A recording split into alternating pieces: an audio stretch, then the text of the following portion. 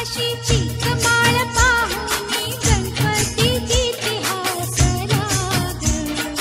चिक माळ पाहुनी गणपती किती हसला ग. अशी चिक मोत्याची माळ होती ग तीच तोळ.